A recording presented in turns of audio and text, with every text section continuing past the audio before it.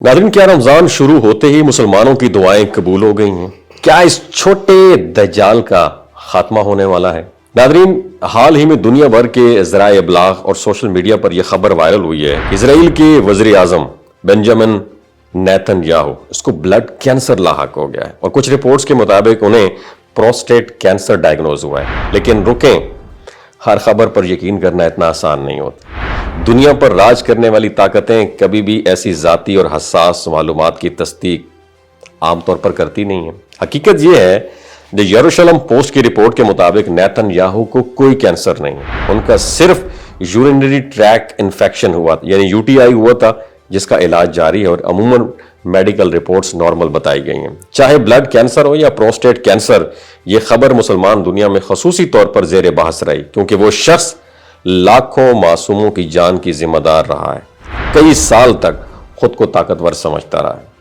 दुनिया भर की मीडिया रिपोर्ट्स के मुताबिक नेतन्याहू की सेहत से मुतालिक ये मालूमात गूगल और दीगर मोतबर जराए पर दस्तयाब हैं और इस खबर ने लोगों में मुख्तलिफ जज्बात पैदा किए हैं। कुछ के लिए ये खुशी का बायस बनी, कुछ के लिए हैरत, और सबके लिए ये याद दहानी है कि दुनिया में ताकत कभी मुस्तकिल नहीं रहती। तारीख में बड़े बड़े हुक्मरान आए, जालिम हुक्मरान आए, जो अपनी ताकत और इक़्तिदार पर फख्र करते रहे, मगर आखिरकार हर ताकतवर को अपने अमाल का सामना करना पड़ा और यही हकीकत दुनिया की तारीख में बार बार रिपीट की गई। फिरौन, नमरूद और दीगर बड़े हुक्मरान भी एक दिन महदूद हुए और उनके जुल्म का अंजाम सबके सामने आया।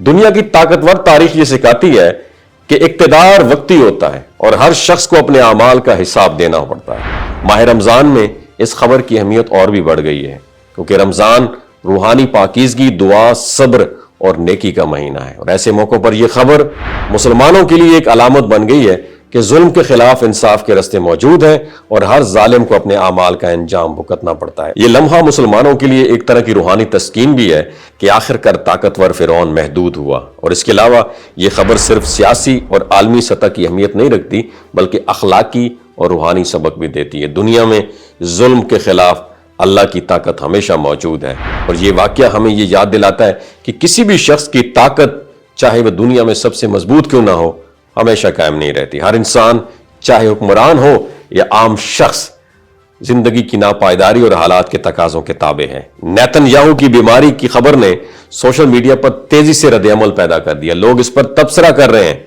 दुआएं कर रहे हैं और उसे एक अलामत के तौर पर देख रहे हैं कि जुल्म हमेशा कायम नहीं रहता। मुसलमानों के लिए यह लम्हा एक याद दहानी है कि दुआ, नेकी और सब्र की ताकत हर जुल्म पर गालिब आ सकती है। और तारीख के बड़े सबक से यह भी जो है ना सबक मिलता है कि जालिम हुक्मरान एक दिन महदूद हो जाते हैं। आपने इस वीडियो से क्या सीखा, नीचे कमेंट सेक्शन में जरूर बताइएगा।